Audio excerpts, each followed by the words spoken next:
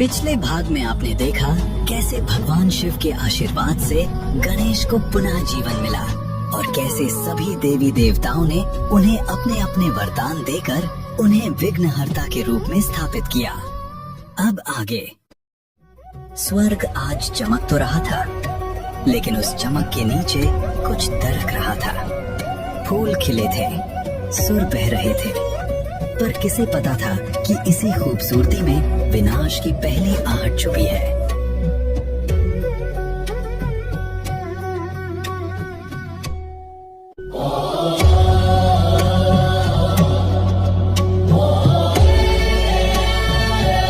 परंतु समय बीता और संगीतकार के हृदय में जन्म लेने लगा।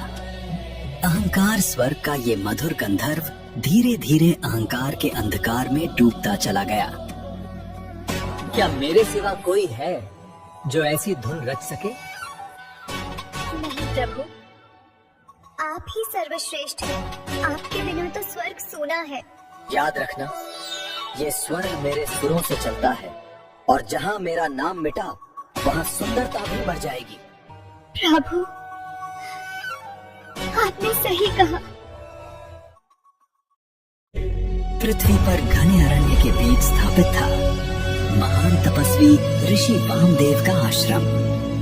यज्ञ की अग्नि से उठता धुआं आकाश तक पहुंचता था।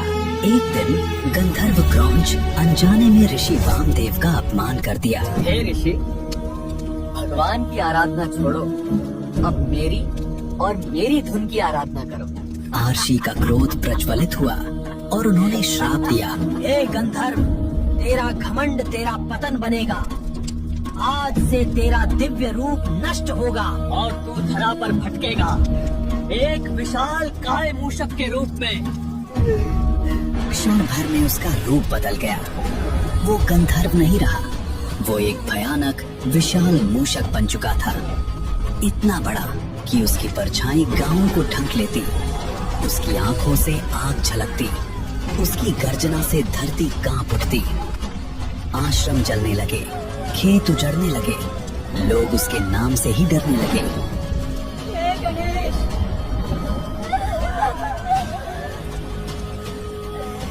हमारी रक्षा करो। आखिर एक दिन वो विकराल मूषक कैलाश पर्वत की ओर बढ़ा। शिखर पर विराजमान थे शिव पार्वती का घर। शिव शिव शिव शिव शिव काल भीतर रता नाम सुन। महादेव ध्यान में लीन थे और दूसरे तरफ पार्वती थी।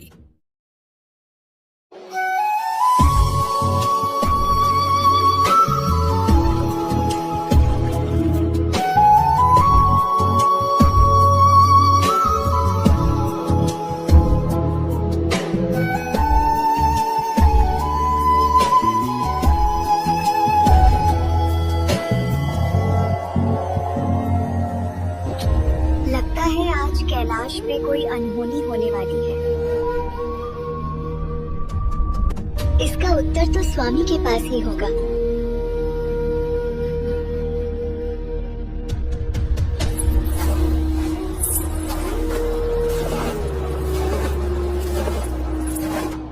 हे प्रभु, कैलाश का वातावरण आज ऐसा क्यों है?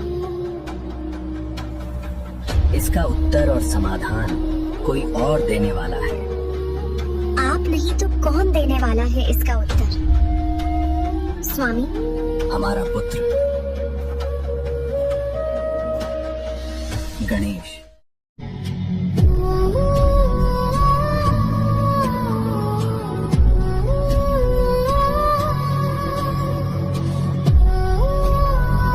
जहाँ अहंकार होता है वहाँ शक्ति भी जन्म लेती है। और तभी मूषक गुस्से में दौड़ता हुआ गणेश की ओर बढ़ रहा था। मूषक को क्या पता था कि उसके सामने बुद्धि के देवता साक्षात विघ्नहर्ता गणेश स्वयं खड़े हैं। मूषक गर्जना करता हुआ आगे बढ़ा। उसने पत्थरों को तोड़ते हुए गणेश जी पर हमला किया, पर गणेश जी शांत खड़े रहे। उन्होंने दिव्य पाश उठाया। पाश बिजली की तरह चमका और मूषक उसमें बंध गया। मूषक छटपटाया, भागा कूदा, जमीन में घुस गया, लेकिन पाश उसे खींच लाया। धरती कांपी, पहाड़ हिले, आखिरकार वो हार गया। तू ये विनाश क्यों कर रहा है? तुझे क्या चाहिए? मुझे किसी से कुछ नहीं चाहिए। अगर तुझे कुछ चाहिए तो बोल। अगर तू सच में देना चाहता है तो मुझे अपनी सवारी बना लो। मैं इतना बड़ा और ये छोटा बालक मेरी सवारी करेगा? चल ठीक है बालक। तभी मूषक पाश से मुक्त हुआ और उसके बाद जैसे ही गणेश जी उस पर चढ़े, मूषक दबने लगा। उसका घमंड ही उसका बोझ बन गया। वो कांप उठा। प्रभु, मुझे क्षमा करें, मैं अपने घमंड पर शर्मिंदा। आप ही मेरे स्वामी हैं। तभी गणेश जी ने दया दिखाते हुए उसे आशीर्वाद दिया और मूषक उनके चरणों में गिर पड़ा। उसकी आंखों से आंसू बहने लगे। उस दिन से जो मूषक कभी विनाश का प्रतीक था, वही शापित गंधर्व बन गया। गणपति बप्पा का प्रिय वाहन। संसार पहले की तरह संतुलन में था। इधर गणेश और मूषक जल में स्नान कर रहे थे। उसी समय सामने से ऋषि अगस्त्य आ रहे थे।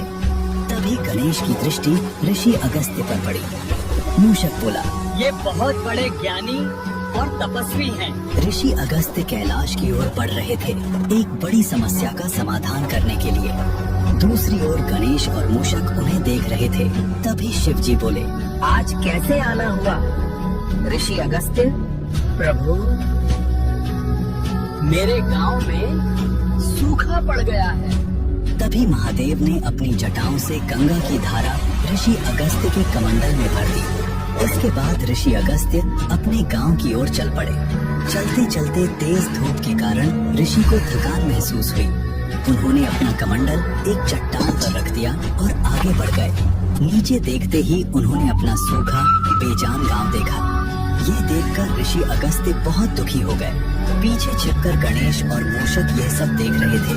तभी गणेश बोले, यदि ऋषि ऐसे ही चिंतित बैठे रहे तो समय व्यर्थ चला जाएगा। तभी गणेश ने कौवे का रूप धारण किया और कमंडल का जल गिरा दिया। उसी समय ऋषि अगस्त्य यह सब कुछ देखकर वे क्रोधित हो गए और बोले, हे दुष्ट, मैं तुझे श्राप देता हूँ। तभी गणेश जी ने अपने वास्तविक रूप में आ गए। हे ऋषि, आपका समय व्यर्थ हो रहा था, इसलिए मैंने ये सब किया। तभी ऋषि ने देखा कि सूखी मिट्टी से जल की धाराएं बहने लगी। इस प्रकार गणेश ने अपनी बुद्धिमत्ता से एक बार फिर समस्या का समाधान कर दिया। लेकिन दूसरी ओर कैलाश की स्वामिनी माता पार्वती गहरी चिंता में डूबी हुई थी। जब